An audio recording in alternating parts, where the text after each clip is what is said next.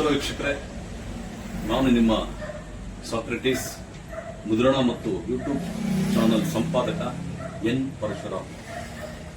ವೀಕ್ಷಕರೇ, ಇದು ನಿಮಗೆ ತಿಳಿದಿರಲಿ, ನಮ್ಮ ಮಾಧ್ಯಮದಲ್ಲಿ ಬರುವಂತಹ ಸುದ್ದಿಗಳು ಕ್ರೈಮ್ ಅಂಡ್ ಕರಪ್ಷನ್ ಮಾತ್ರ ಮೀಸಲಾಗಿತ್ತು. ಕಾರಣ ಇಷ್ಟೇ,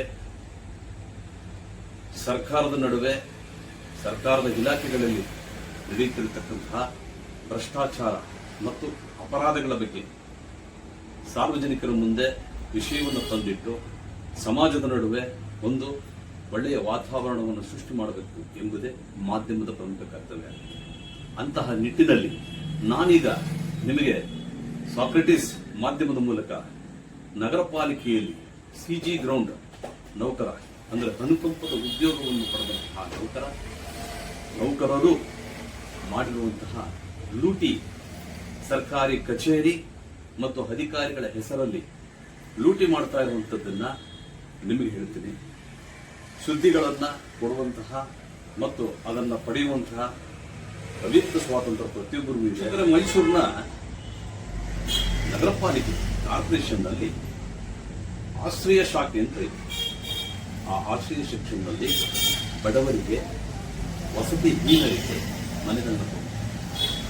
ಆ ಒಂದು ವಸತಿಹೀನರು, ಬಡವರು ಆಶ್ರಯ ಸೆಕ್ಷನ್ಗೆ ಬಂದಾಗ ಅಲ್ಲಿ ಕೆಲಸ ಮಾಡುತ್ತಿದ್ದಂತಹ ಮಹದೇವ ಅನ್ನುವ ಅನುಕಂಪದ ಉದ್ಯೋಗಿ, ವಿಷ್ಣು ಅನ್ನುವಂತಹ ಅನುಕಂಪದ ಉದ್ಯೋಗಿ, ಮಂಜ ಅನ್ನುವಂತಹ ನೌಕರ, ಮೇಲಾಗಿ ಮಹಾನಗರ ಪಾಲಿಕೆ ಗುತ್ತಿಗೆ ನೌಕರರಾದ ಮಮತಾ ಅನ್ನೋರು ಸೇರಿ ಅಮಾಯಕರನ್ನು ವಂಚಿಸಿ ಸುಮಾರು 15 ಲಕ್ಷ ಹಣವನ್ನು ಲೂಟಿ ಮಾಡಿದ್ದಾರೆ. ವೀಕ್ಷಕರೇ, ಸುಪ್ರೀಂ ಕೋರ್ಟ್ ಆದೇಶದ ಪ್ರಕಾರ ಅನುಕಂಪದ ಉದ್ಯೋಗ ಅಂದರೆ ಸಿಜಿ ಗ್ರೌಂಡ್ನ ಉದ್ಯೋಗ ಪಡೆದವರು ಹಕ್ಕಲ್ಲ. ಅದು ಅನುಕಂಪದ ಆಧಾರದ ಮೇಲೆ ಅವಲಂಬಿತ ಆಗಿರತಕ್ಕಂಥ ಕುಟುಂಬದ ನಿರ್ವಹಣೆಗಾಗಿ ಈ ಹುದ್ದೆಗಳನ್ನ ಮೈಸೂರು ಮಹಾನಗರ ಪಾಲಿಕೆಯಲ್ಲಿ 65% ಮಂದಿ ಪಡೆದಿದ್ದಾರೆ. ಅದು ಎಲ್ಲಾ ವಿಭಾಗದಲ್ಲೂ ಕೂಡ ಇದೆ.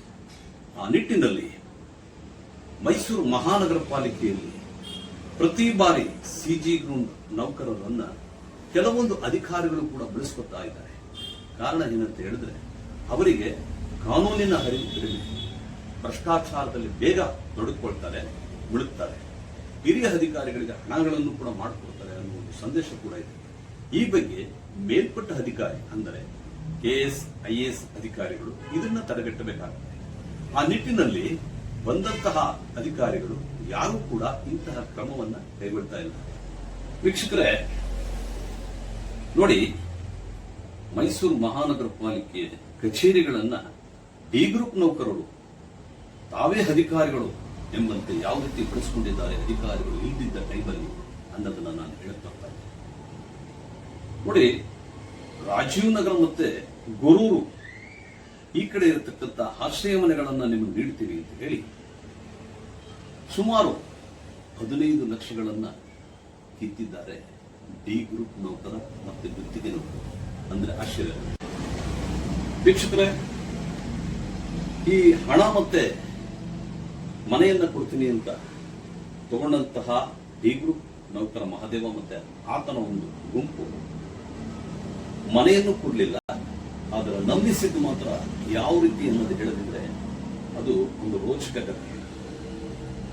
ನಕಲಿ ಆಶ್ರಯ ಮನೆಗಳ ದಾಖಲೆಗಳನ್ನ ಪಕ್ಕ ಸೃಷ್ಟಿ ಮಾಡಿದ್ದಾರೆ. ಸುಮಾರು ಒಂದು 20-21 ಜನಕ್ಕೆ ನಾವು ಮನೆಗಳನ್ನ ಕೊಡ್ತೀವಿ ಅಂತ ನಕಲಿ ದಾಖಲೆಗಳನ್ನ ಅವರಿಗೆ ತೋರಿಸಿದ್ದಾರೆ. ಇವರೇ ಗ್ರೀನಿಂಗ್ಗಳಲ್ಲಿ ಮತ್ತೆ ಅಧಿಕಾರಿಗಳು ಬಳಸುವಂತಹ ಪೆನ್ನುಗಳನ್ನು ಬಳಸಿ ಬರೆದಿದ್ದಾರೆ. ನಕಲಿ ನಂಬರ್ಗಳನ್ನ ನೀಡಿದ್ದಾರೆ. ನಕಲಿ ಮನೆ ಬೀಗಗಳನ್ನು ಕೂಡ ಕೊಟ್ಟಿದ್ದಾರೆ. ಆಗ ಆ ಅಮಾಯಕ ಜನ ನಂಬುತ್ತಾರಾ ಇಲ್ವಾ? ವೀಕ್ಷಕರೇ, ಸೈಯದ್ ರಸೂಲ್ ಎಂಬ ವ್ಯಕ್ತಿ ತನ್ನ ಒಂದು ಚಿಕ್ಕಪ್ಪ ಒಂದು 20 ವರ್ಷದ ಹಿಂದೆ ಆಶ್ರಯ ಮನೆಗಾಗಿ ಒಂದು ಅರ್ಜಿಯನ್ನು ಹಾಕಿರ್ತಾನೆ, ಹಣ ಕಟ್ಟಿರ್ತಾನೆ. ಅದನ್ನು ವಿಚಾರಿಸೋದಕ್ಕಾಗಿ ನಗರ ಪಾಲಿಕೆಯ ಆಶ್ರಯ ಸೆಕ್ಷನ್ಗೆ ಬರ್ತಾನೆ. ಅಲ್ಲಿ ಮಹದೇವ ಮತ್ತೆ ವಿಷ್ಣು ಮತ್ತೆ ಮಂಜ ಅನ್ನುವಂತಹ ವ್ಯಕ್ತಿಗಳು ಕೂತಿರ್ತಾರೆ. ಈತ ತನ್ನ ಚಿಕ್ಕಪ್ಪ ಹಾಕಿದಂತಹ ರೆಕಾರ್ಡ್ನ ಕೊಟ್ಟು ಈ ಮನೆಯ ಬಗ್ಗೆ ವಿಚಾರ ಆಗಬೇಕು, ನಮಗೆ ಮನೆ ಬೇಕು ಅಂತ ಕೇಳ್ತಾನೆ. ಈಗ ಅಲ್ಲಿ ಕುಳಿತಿದ್ದಂತಹ ನಗರ ಪಾಲಿಕೆಯ ನೌಕರರಾದಂಥವರು, ನಾವೇ ಅಧಿಕಾರಿಗಳು, ನಿಮಗೆ ಎಷ್ಟು ಮನೆ ಬೇಕಾಗಿದೆ ಅಂತ ಕೇಳ್ತಾರೆ. ಆಗ ಕೇಳಿದ ತಕ್ಷಣ ಇದೇನಿಷ್ಟು ಸುಲಭವಾಗಿ ಮನೆ ಸಿಗುತ್ತಾ ಅಂತ ಕೇಳಿದಾಗ ಮನೆ ಕೊಡೋ ಅಧಿಕಾರಿಗಳು ನಾವೇ. ನೀವು ಕೇಳದಂತ ಹಣವನ್ನು ಕೊಟ್ಟರೆ ನಾಳೆನೇ ನಿಮ್ಗೆ ಏನೋ ಮಂಜೂರು ಮಾಡಿಕೊಡ್ತೀವಿ ಅಂತ ಹೇಳ್ತಾರೆ. ನಿರ್ಗತಿಕರಾಗಿ ವಸತಿ ರಹಿತರಾದಂತಹ ಅಮಾಯಕ ಜನ ಏನು ಅನ್ಕೋಬೇಕು? ಆಯ್ತು, ಮನೆ ಕೊಡಬೇಕು, ಏನ್ ಕೊಡಬೇಕು ಅಂತ ಕೇಳ್ತಾರೆ. ಅದರಲ್ಲಿ ಒಂದು ಮನೆಗೆ 6 ಲಕ್ಷ ರೂಪಾಯಿಗಳನ್ನ ಕೊಡಬೇಕು, ನಾಳೆನೇ ನಿಮಗೆ ದಾಖಲೆ ಮತ್ತೆ ಮನೆ ಕೀಯನ್ನು ಕೂಡ ಕೊಡ್ತೀವಿ, ನಾಳೆ ಬ್ಯಾಂಕಿಗೆ ಹಣ ಕಟ್ಟಬೇಕಾಗಿರೋದ್ರಿಂದ ಎಷ್ಟು ಜನಕ್ಕೆ ಹಣ ಬೇಕು, ಮನೆಯನ್ನು ಬೇಕು, ಆ ಮನೆ ಬೇಕಾಗಿರೋರನ್ನ ಸಂಪೂರ್ಣ ಹಣವನ್ನು ನೀವು ಕಲೆಕ್ಟ್ ಮಾಡಿಕೊಂಡು ನಮಗೆ ತಂದು ಕೊಡಿ, ನಾವು ಅದರ ಅರ್ಧದಷ್ಟು ಹಣವನ್ನು ನೀವು ತಂದು ಕೊಟ್ರೆ ನಾವು ಕಂಪ್ಲೀಟ್ ಆಗಿ ನಿಮಗೆ ಬ್ಯಾಂಕ್ಗೆ ದುಡ್ಡನ್ನ ಕಟ್ಟಿ ನಿಮಗೆ ಮನೆಯನ್ನು ಕೊಡ್ತೀವಿ ಅಂತ ಹೇಳಿ ತಿಳಿಸಿ ನಾಳೆ ಹಣ ತಗೊಂಡ್ಬನ್ನಿ ಅಂತ ಹೇಳ್ತಾರೆ. ಮಾರನೇ ದಿವಸ ಈ ಮಹಾದೇವ ಮತ್ತೆ ವಿಷ್ಣು ಇವ್ರದ್ದು ಒಂದು ಟೀಮ್ ರೆಡಿ ಮಾಡ್ಕೊತಾರೆ. ಆ ಟೀಮ್ ಯಾರು ಅಂತ ಹೇಳಿದ್ರೆ, ಮಹಾದೇವ ತಾನೊಬ್ಬ ಅಲ್ಲಿ FDC ನೌಕರ ಅಂತ ಅವರಿಗೆ ನಂಬಿಸ್ತಾನೆ. ವಿಷ್ಣು ಅನ್ನುವಂತಹ ಮೈಸೂರು ಮಹಾನಗರ ಪಾಲಿಕೆಯಲ್ಲಿ ಕೆಲಸನೇ ಮಾಡದೇ ಇರತಕ್ಕಂತಹ ವ್ಯಕ್ತಿ, ಅನುಕಂಪದ ಉದ್ಯೋಗಿ, ಆತನನ್ನು ಆ ಸಂದರ್ಭಕ್ಕೆ ಕರೆದು ಅಧಿಕಾರಿ ಚೇಂಬರ್ ಅಲ್ಲಿ ಕೂರಿಸಿ, ಆಶ್ರಯ ಅಧಿಕಾರಿ ಚೇಂಬರ್ ಅಲ್ಲಿ ಕೂರಿಸಿ ಇವರು ಆಶ್ರಯ ಕಮಿಷನರ್ ಅಂತ ಅವರಿಗೆ ಪರಿಚಯ ಮಾಡಿಸ್ತಾರೆ. ಅಲ್ಲೇ ಪಕ್ಕದಲ್ಲಿ ಮಂಜಾ ಅನ್ನೋರು ಇದು ಶಾಮೀಲಾಗೋ ಅಥವಾ ಹಾಗಿದ್ದೇನೆ ಅವರು ನೋಡ್ತಾ ಕೂತ್ಕೊಂಡಿರ್ತಾರೆ. ಆ ಜಾಗವನ್ನು ಬಿಟ್ಟುಕೊಟ್ಟು ಅಲ್ಲೇ ಮಮತಾ ಅಂತ ವಲಯ ಕಚೇರಿ 7ರಲ್ಲಿ ಸೆಕ್ಷನ್ ಅಲ್ಲಿ ಕೆಲಸ ಮಾಡ್ತಿರ್ತಕ್ಕಂಥ ಗುತ್ತಿಗೆ ನೌಕರಿ ಆಕೆ ಕೂಡ ಅಲ್ಲಿ ಬಂದು ನಿಂತುಕೊಂಡು ಸುಮಾರು 21 ಜನರ 15 ಲಕ್ಷಗಳ ಹಣವನ್ನ ಪಡಿತಾರೆ.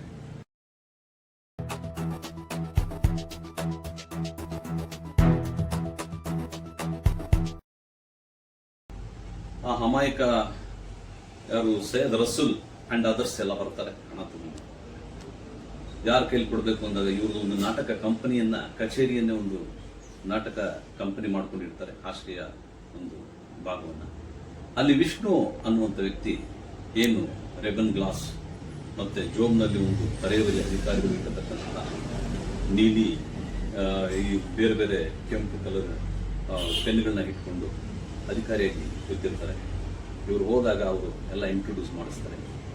ಮಂಜಾ ಅನ್ನೋ ಒಂದು ಡಿ ಗ್ರೂಪ್ ನೌಕರ, ಸೂಪರ್ಡೆಂಟು ಮಮತಾ, ನಾನು FDC ಕ್ಲರ್ಕ್ ಮಹಾದೇವ ಅಂತ ಹೇಳಿ ಪರಿಚಯ ಮಾಡಿ ಹಣ ತಂದಿದ್ದೀರಾ ಅಂತ ಕೇಳ್ತಾನೆ. ತಂದಿದ್ದೀವಿ ಸ್ವಾಮಿ ಅಂತ ಹೇಳ್ತಾನೆ.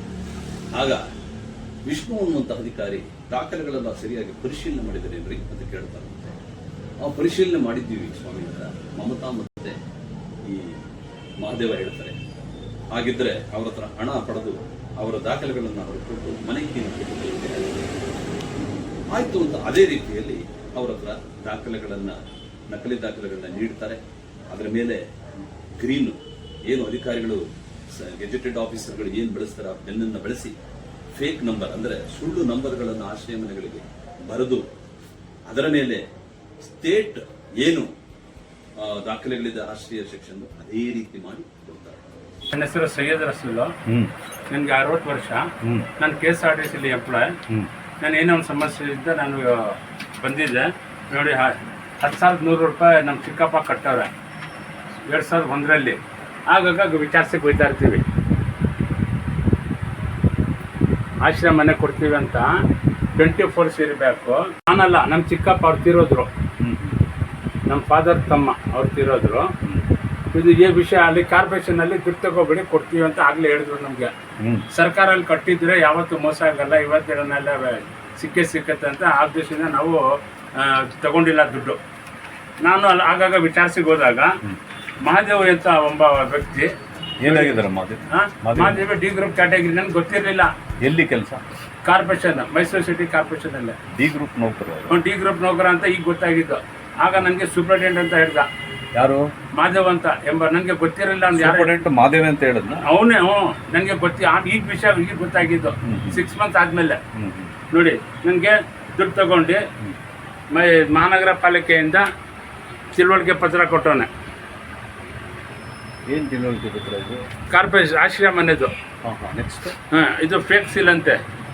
ಫೇಕ್ ಸೀಲು ಸೈನು ಯಾರೋ CM ಇಬ್ರಾಹಿಂ ಅಂತೆ 25 ವರ್ಷ ಹೊರಗಡೆ ಹಿಂದೆ ಇದ್ದಿದ್ದಂತೆ ಕಮಿಷನರ್ ಅವರು.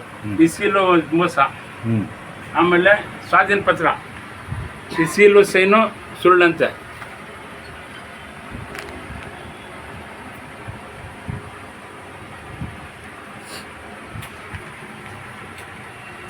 ಆಮೇಲೆ ಹಕ್ಕುಪತ್ರ, ನಿವೇಶನ ಹಕ್ಕುಪತ್ರ,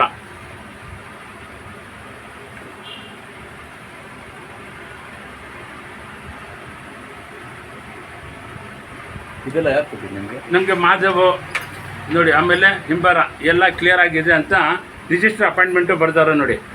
ಈ ದಿವಸ ರಿಜಿಸ್ಟರ್ ಮಾಡಿಕೊಡಿ ಅಂತ ಗ್ರೀನ್ ಪೆನ್ನಲ್ಲಿ.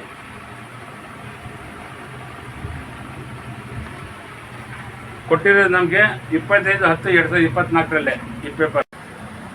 ನೀವು ಇಷ್ಟೊಂದು ಲಕ್ಷ ಹಣವನ್ನು ಕೊಡಬೇಕಾದ್ರೆ ನಿಮ್ಗೆ ಯಾವ ರೀತಿ ನಂಬಿಕೆ ಬಂತು ಅವ್ರ ಮೇಲೆ? ನಮಗೆ ಬ್ಯಾಂಕ್ ಚಲನ್ ಕೊಟ್ಟರು. ಮಾದೇವ್ ಅಂತ, state bank of India corporation branch ಅಂತ, ಆಶ್ರಯ ಶಾಖೆ ಅಂತ ಬರೆದ್ರು. ನಾವು ಬ್ಯಾಂಕ್ಗೆ ಕಟ್ತೀವಿ ಅಂತ ಹೇಳಿದ್ರು. ನಾನೇ ಕಟ್ತೀನಿ, ನೀವು ಕಟ್ಟಬೇಡಿ ಅಂತ ಹೇಳಿದ್ದಕ್ಕೆ ನಿಮ್ಮ ಕೈಲಿ ಕಟ್ಟಿಸ್ಕೊಡೋಕ್ಕಿಲ್ಲ, ನಾವು ಕಾರ್ಪೊರೇಷನ್ ಅವ್ರ ಎಂಪ್ಲಾಯ್ನೇ ಕಟ್ಟಬೇಕು ಅಂತಿದ್ದಕ್ಕೆ ನಾವು ಕೊಟ್ಟಿರೋದು. ನನ್ನ ಹತ್ರ 13 ಲಕ್ಷ ಕೆಪಾಸಿಟಿ ಮನುಷ್ಯ ನಾನಲ್ಲ. ನಾನು ಬರೀ 1 ಮನೆ ಮಂದು ನಂದು, ಸಯ್ಯದ್ ರಸೂಲ್ದು ನಂದು ಒಬ್ಬಂದು ಕ್ಲಿಯರ್ ಆಗಿದೆ. ನಮಗೆ ಬೀಗ ಕೊಟ್ರಲ್ಲ, ಬೀಗ, ಆ ಬೀಗನ ಹೋಗಿ ಮನೆ ನೋಡಿದೆ. ಮನೆಯಲ್ಲಿ ಖುಷಿಯಾಗಿ ನಾನು 1 kg ಮಟನ್ ತಗೊಂಡೋಗಿ ನಾವು ಅಲ್ಲಿ ಅಡುಗೆ ಮಾಡಿ ತಿನ್ಕೊಂಡು ಬಂದಿದ್ವಿ. ಅಕ್ಕಪಕ್ಕ ಅವ್ರು ಬಂದು ನೋಡಿ ಸುಮಾರು ಹಿಂಗೆ ಗಲಾಟೆ ಆಗುತ್ತೆ, EC ತೆಗೆಸ್ ನೋಡಿ ಅಂತ ನಮಗೆ ಹೇಳಿದ್ರು. EC ತೆಗ್ಸೋದ್ರೆ 2021 2001 ರಿಜಿಸ್ಟರ್ ಆಗುತ್ತೆ. 24 ವರ್ಷದಿಂದ ಯಾರಿಗೋ ಬೇರೆಯವ್ರಿಗೆ ರಿಜಿಸ್ಟರ್ ಆಗುತ್ತೆ. ಅಟ್ ದ ಟೈಮ್ ನನ್ಗೆ ಗೊತ್ತಾಗಿದ್ದು. ಬ್ಯಾಂಕ್ ಚಲನ್ನು ಇದೆ, ಬ್ಯಾಂಕು ನನ್ನ ಕಟ್ಟಿರೋದು ಚಲನ್ ಇದೆ.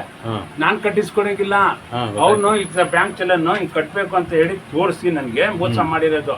ಇಲ್ಲಿವರೆಗೂ ಬ್ಯಾಂಕ್ ಚಲನ್ ಕಟ್ಟಿಲ್ಲ. ಆ ಬ್ಯಾಂಕ್ ಚಲನ್ ವಿಷಯಕ್ಕೆ ನಮ್ಗವ್ರಿಗೂ ಮಾತು ಬಂದಿ ಬ್ಯಾಂಕ್ ಸೀಲ್ ಆಗಿದೆಯಾ? ಬ್ಯಾಂಕ್ ಸೀಲ್ ಆಗಿದೆ ನೋಡಿ, ಬ್ಯಾಂಕ್ ಸೀಲ್ ಆಗಿದೆ ನೋಡಿ. ಈ ಚಲನ್ನು ಆಶ್ರಯ ಶಾಖೆ ಅಂತ ಬರ್ದವ್ರೆ. ಆಶ್ರಯ ಶಾಖೆ ಅಂತ ಬರ್ದವ್ರೆ ನೋಡಿ.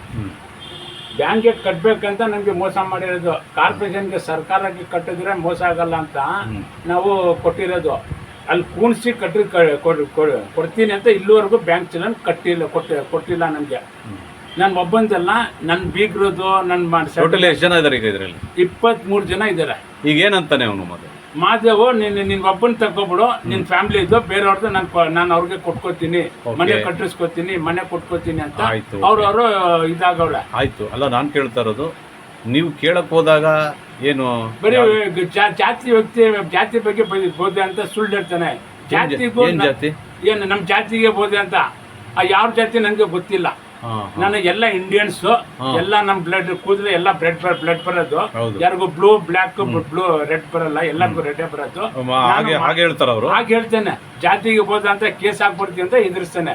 ಅದು ಯಾವ ಜಾತಿ ಹೆಂಗೆ ನನ್ಗೆ ಅದ್ರ ಬಗ್ಗೆ ಗೊತ್ತಿಲ್ಲ. ನನ್ಗೆ ಅಮೌಂಟ್ ಕೊಟ್ಬಿಟ್ರೆ ಸಾಕು ಸರ್. ಇಲ್ಲ ಮನೆ ಕೊಡ್ಲಿ, ಇಲ್ಲ ಅಮೌಂಟ್ ಕೊಟ್ಬಿಡ್ಲಿ. ಇದು ಸಂಬಂಧಪಟ್ಟ ಅಧಿಕಾರಿಗಳ ಗಮನಕ್ಕೆ ತಂದ್ರ ಕೊಟ್ಟಿದ್ದೀನಿ. ಕಾರ್ಪೊರೇಷನ್ ಕಮಿಷನರ್ಗೂ ಕೊಟ್ಟಿದ್ದೀನಿ. ಆಮೇಲೆ ವಾಸು ಅಂತ ಆಶ್ರಯ ದೊಡ್ಡ ಕಮಿಷನರ್ ಇದ್ದಾರೆ. ದೊಡ್ಡ ಕಮಿಷನರ್ ಮೇಲೆ ಕೆಳಗಡೆ ಆಶ್ರಯ ಕಮಿಷನರ್ ಇದ್ದಾರೆ. ಅವ್ರ ಹತ್ರ ಕಳ್ಸಿದ್ರು. ದಾಸೇಗೌಡ್ರು ಅಂತ ಅಲ್ಲಿ ಕಳ್ಸಿದ್ರು. ಬರೀ ಹೋದ್ರೆ ನೋಡ್ತೀನಿ, ಹೇಳ್ತೀನಿ, ಹಂಗೇನೆ ಅಂತ ಅಲ್ಲಿಸ್ತಾರೆ. ಅಷ್ಟೇ. ಮುಂದೆ ಏನು ಇಲ್ಲ. ಇನ್ ಮುಂದೆ ಏನಿಲ್ಲ. ಏನು ಲೆಟರ್ ಕೊಟ್ಟಿದ್ದೀರಿ? ಕಾಪಿ ಅದನ್ನ ಕೊಟ್ಟು ತಂದಿದ್ರಾ? ಕೊಟ್ಟೆ ಇದೆ ನನ್ನ ಹತ್ರ. ಓಕೆ, ಆಯ್ತು, ನೋಡೋಣ. ಈ ಕರ್ಮಕಾಂಡ ಇದು ಹಿಂದಿನದ್ದಲ್ಲ. ಇವೆಲ್ಲವನ್ನು ಮಾಡಬೇಕಾದ್ರೆ ಇವರು ಹೊಸ ಕಳ್ಳರಲ್ಲ, ಹಳೆ ಕಳ್ಳರು. ಇವರಿಗೆ ಈ ಕೆಲಸವನ್ನು ಕಲಿಸಿಕೊಟ್ಟು ಹೋಗಿರುವಂತವರು ಅದೇ ಶಾಖೆಯಲ್ಲಿ ಇದ್ದಂತಹ ಹಲವಾರು ಮಂದಿ. ಈಗಲೂ ಕೂಡ ಆಶ್ರಯ ಸೆಕ್ಷನ್ ನಲ್ಲಿ ದೊಡ್ಡ ಕರ್ಮಕಾಂಡಗಳೇ ನಡೀತಿದೆ. ಏನು ಆಶ್ರಯ ಸೆಕ್ಷನ್ ನಲ್ಲಿ ಬರ್ತಾರೆ, ಅದಕ್ಕೊಂದು ಕಮಿಟಿ ಇದೆ, ಅದಕ್ಕೆ ಅಧ್ಯಕ್ಷರು MLAಗಳೇ ಆಗಿರ್ತಾರೆ.